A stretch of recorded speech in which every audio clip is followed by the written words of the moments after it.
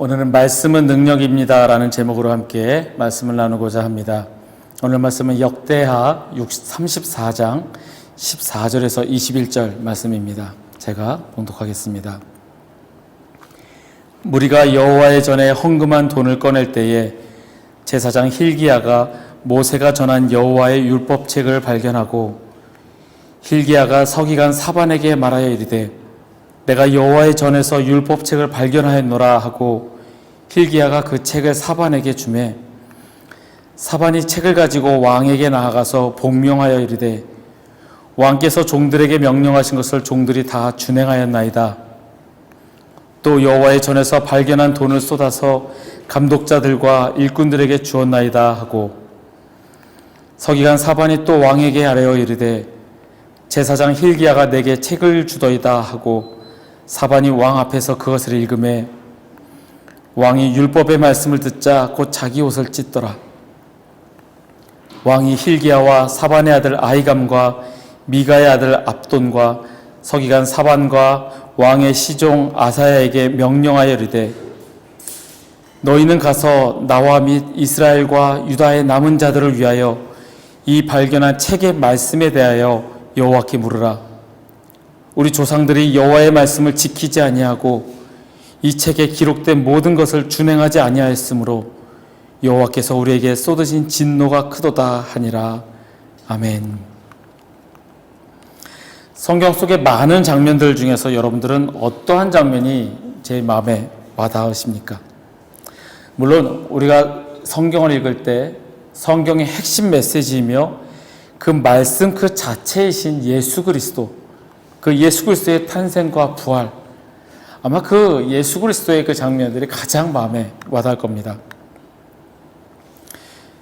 예수 그리스도, 우리의 구세주 되시며 우리의 구원자 되시는 예수 그리스도의 탄생과 고난 그리고 그 부활하심이 우리의 신앙 가운데 가장 큰 자리를 차지하는 것은 당연한 사실입니다.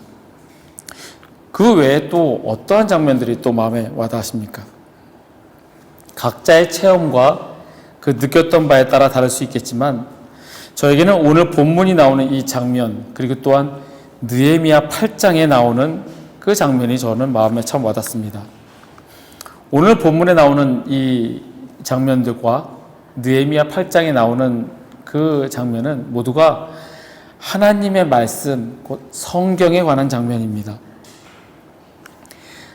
성전 수리를 하다가 그 전까지 왕들이 너무나 여호와를 섬기지 아니하고 우상들을 섬기고 그러면서 황폐하였던 여호와의 성전을 수리하다가 하나님의 말씀 율법책을 발견하여서 그것을 보고 그 말씀을 읽고 통곡하여 울었던 요시야 왕입니다. 그리고 느헤미야 8장에 나올 때는 이스라엘이 완전히 멸망하고 바벨론에게 멸망당하여서 바벨론에게 포로로 끌려갔다가 70년 만에 다시 돌아와서 성벽을 재건하고 성전을 다시 재건하고선 온 백성이 모여서 하나님의 말씀을 들을 때에 그들이 통곡하며 울었던 장면이 느헤미야 8장에 나옵니다. 이 말씀들을 읽으면서 하나님의 말씀, 하나님의 말씀인 성경이 그들 마음 가운데 어떻게 작용하길래 그들은 통곡하고 울까? 우리에게 하나님의 말씀은 무엇일까? 어떻게 다가올까? 그 사실을 한번 묵상해 보았습니다. 이 시간 함께 하나님의 말씀을 묵상하고 깨닫는 시간이 되시기를 바랍니다. 오늘 본문에 나오는 요시야 왕은 그의 할아버지 히스기야 왕과 더불어서 유다 임금 중에서 하나님 보시기에 정직하게 행하였던 왕이었습니다. 그런데 요시야의 할아버지 히스기야는 하나님 앞에서 인정받았던 왕이었지만 그의 아버지 므낫세 왕은 하나님 보시기에 악하고 악했던 왕이었습니다. 성경에 뭐라고 기록되어 있냐면 유다 백성이 므낫세의 꾀물 받고 악을 행한 것이 여호와께서 이스라엘 자손 앞에서 멸하신 여러 민족보다 더 심하였더라라고 기록되어 있습니다. 즉 다른 민족, 다른 나라들이 우상을 섬기고 하나님 앞에 죄를 범하였던 것보다 더 악하게 행하게끔 그 백성들을 꼬신 사람이 므낫세라는 겁니다. 그랬던 므낫세였지만 므낫세가 환난을 겪은 후에 하나님께 회개하고 돌아오게 됩니다. 말년에 하나님께 회개하고 돌아와서 우상을 제거하고 하나님의 제단을 보수하고 하나님께 예배하였던 기록은 아마도 그 므낫세의 말년이 그의 아들 요시야에게 영향을 끼치지 않았을까 생각을 합니다.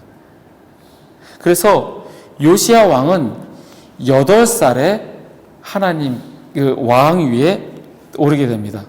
그리고 그는 그의 조상 다윗의 길로 걸으며 좌우로 치우치지 아니하였다라고 기록하고 있습니다.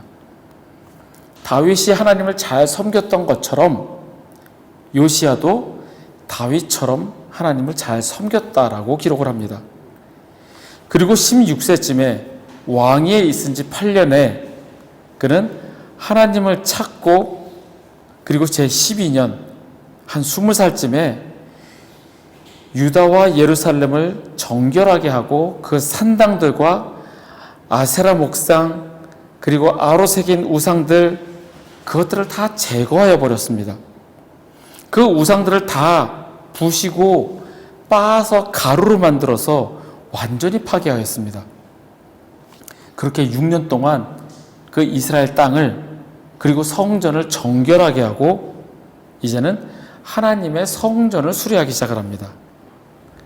그렇게 성전을 수리하다가 18째 해 요시야가 8살에 왕위에 올랐으니 26살쯤에 성전을 정결하게 이제 다 마치고 성전을 수리하려고 이제 사람들을 제사장을 세우고 제사장을 해게 성전을 수리하게 하는데 성전을 수리하던 중에 대제사장 hil기야가 하나님의 율법책을 발견합니다.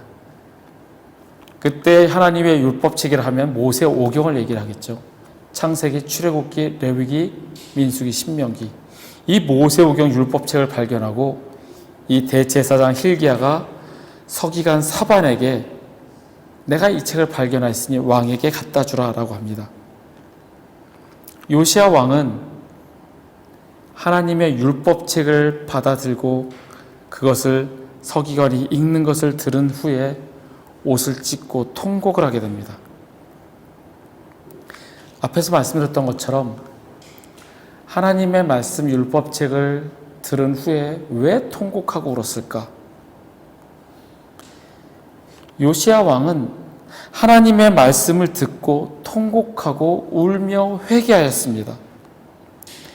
그의 조상들이 말씀대로 살지 않았고 그 말씀이 대대로 전해지고 있지 않았기 때문에 지금의 백성들 또한 하나님의 말씀에 귀를 기울여 듣지 않고 살았기 때문에 하나님의 진노가 임하고 있다는 것을 깨달았기 때문입니다. 저는 신앙생활을 하면서 저 자신을 늘 깨우치는 명언 중에 하나가 기독교의 바탕은 회개다라는 문장입니다. 세상에 죄를 안 짓고 살아가는 사람은 없습니다.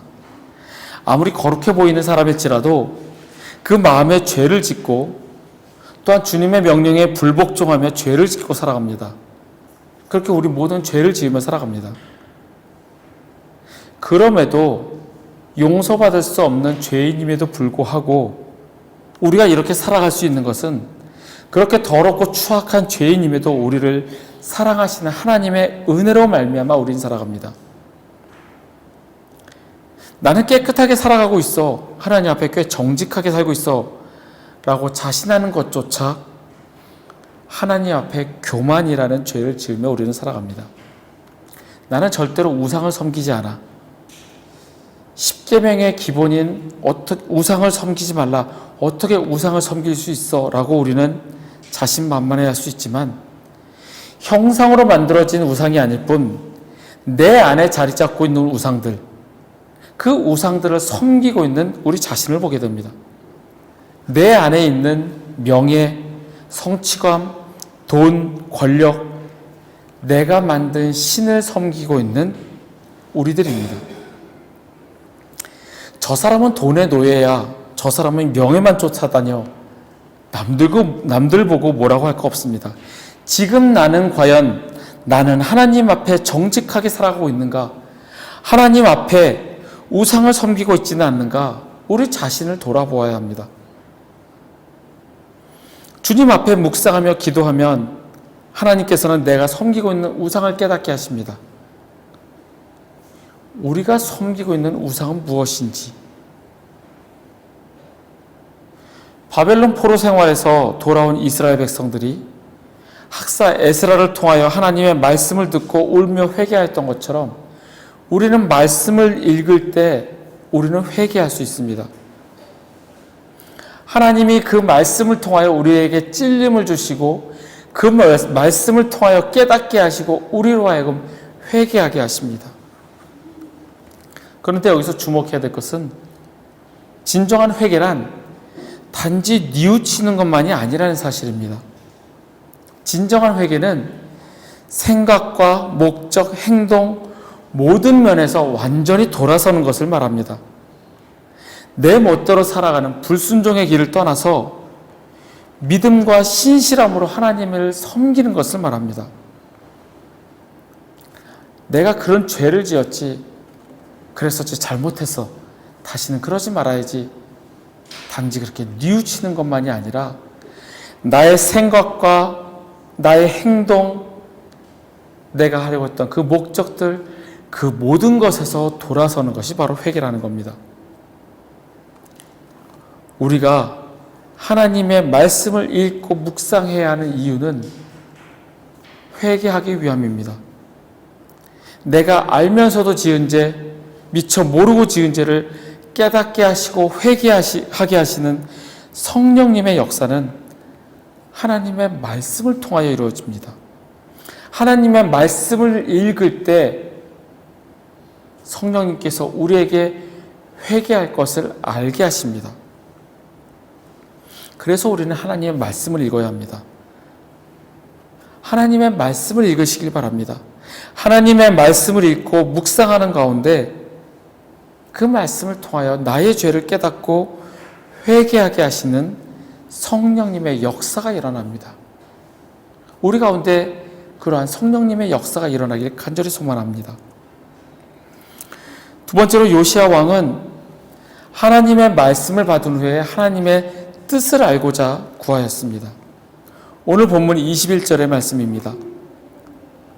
너희는 가서 나와 및 이스라엘과 유다의 남은 자들을 위하여 이 발견한 책의 말씀에 대하여 여호와께 물으라.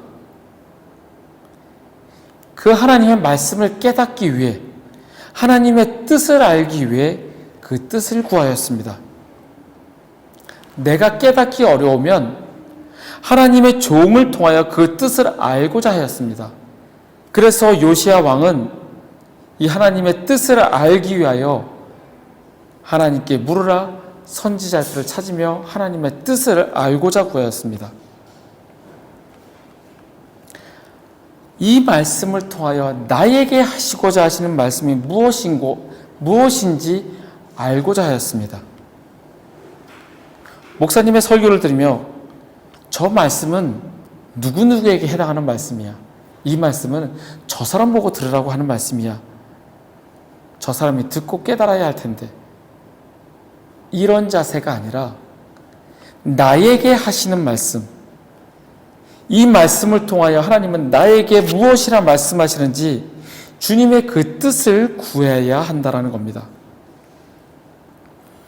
나에게 하나님이 하시는 말씀이지 나는 해당이 안 되고 다른 이들에게만 하시는 말씀이다 라고 생각하는 건 크나큰 교만입니다. 저는 말씀을 준비하고 묵상할 때마다 누구에게 향한 말씀이 아니라 꼭 저에게 하시는 말씀이라 깨닫습니다. 저의 죄를 깨닫게 하시고 저를 회개하게 하십니다.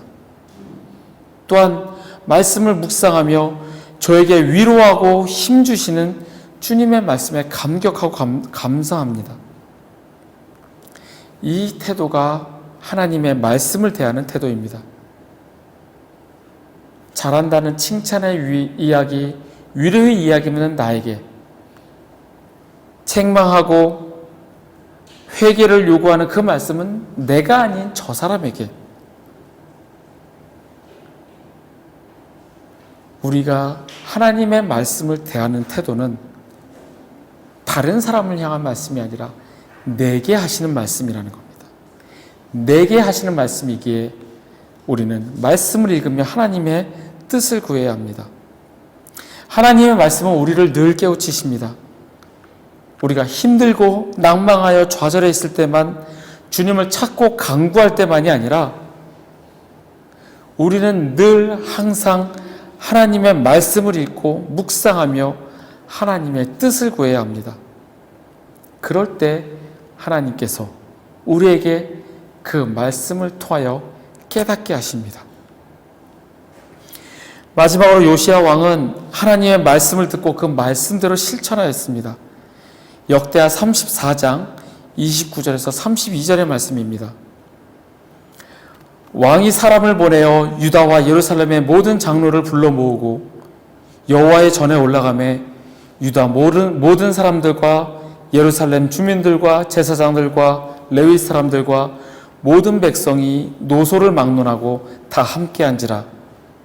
왕이 여호와의 전 안에서 발견한 언약책의 모든 말씀을 읽어 무리의 귀에 들려주고, 왕이 자기 처소에 서서 여호와 앞에서 언약을 세우되 마음을 다하고 목숨을 다하여 여호와를 순종하고 그의 계명과 법도와 율례를 지켜 이 책에 기록된 언약의 말씀을 이루리라 하고, 예루살렘과 베냐민에 있는 자들이 다 여기에 참여하게 하며 예루살렘 주민이 하나님 곧 그의 조상들의 하나님의 언약을 따르니라.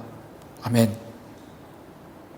말씀을 읽고 그 백성들에게 말씀을 들려주고 그 말씀을 지키리라 선언하고 그대로 실천을 합니다.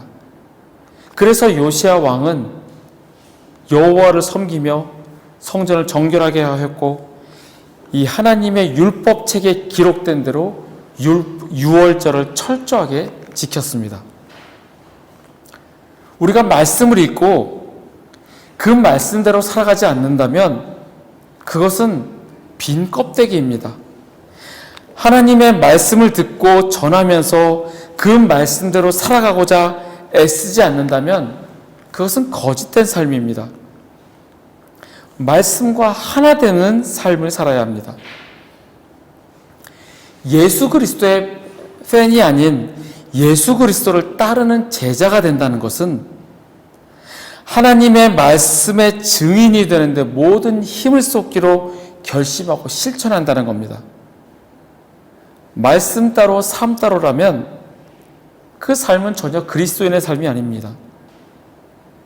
말로만 믿음을 고백하고 머릿속에 성경 지식이 가득 차 있지만 그 말씀이 내 삶과 전혀 동반되지 않는 단지 하나의 지식이라면 우리는 그리스도의 제자가 아니고 단지 기독교라는 옷만 걸쳐 입은 무늬만 그리스도인이라는 겁니다. 이런 이야기가 있습니다. 어떤 인도의 저명한 힌두교인이 선교사에게 이렇게 이야기했습니다. 당신이 만약에 이 도시에 사는 수많은 기독교인 중에 진정한 그리스도인을 보여준다면 나는 기독교인이 되겠습니다. 이 이야기는 그렇게 많아 보이는 기독교인 중에 진정한 그리스도인이 있습니까? 라고 이야기하는 겁니다.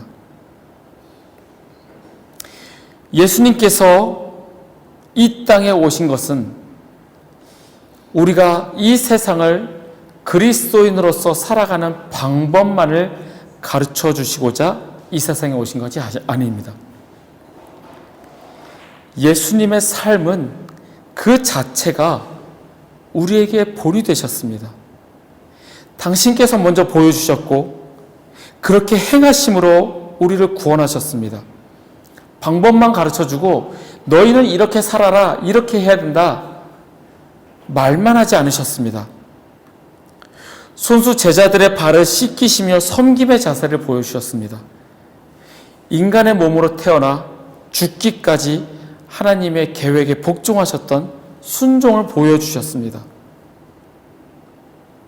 길이요 진리요 생명이신 예수님께서는 말로만 하지 않으시고 직접 실천하셨습니다. 디모데후서 4장 2절에 너는 말씀을 전파라 라는 의미가 이것입니다. 말씀과 아무 상관없이 살아간다면 우리가 다른 사람들에게 전달하는 말씀은 거짓이고 위선입니다. 삶으로 보여주지 않는다면 단지 허공성의 메아리일 뿐입니다. 그리스도인임을 증명하는 일은 말이 아닌 실천입니다. 사람들은 그리스도인들을 통해서 복음을 듣기보다는 우리의 삶을 통해 복음을 보기를 원합니다. 요시야 왕이 말로만 선포하고 이렇게 지키라라고 명령하고 자신이 그렇게 살지 않았다면 그 누구도 따르지 않았을 겁니다.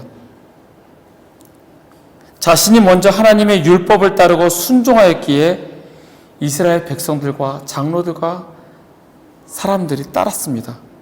그래서 요시야 왕이 죽었을 때 온 유다와 예루살렘 사람들이 요시야를 슬퍼하고 예레미야 선지자는 그를 위하여 애가를 지었다고 성경에 기록합니다. 하나님의 말씀을 듣고 깨닫고 회개하고 그 말씀대로 살았던 요시야 왕입니다. 주님께서는 우리가 요시야 왕과 같이 말씀대로 살아가길 원하십니다. 무늬만 그리스도인이 아닌 삶 자체가 그리스도인인 예수님처럼 삶으로 보여주기를 원하십니다. 말씀을 정리하겠습니다.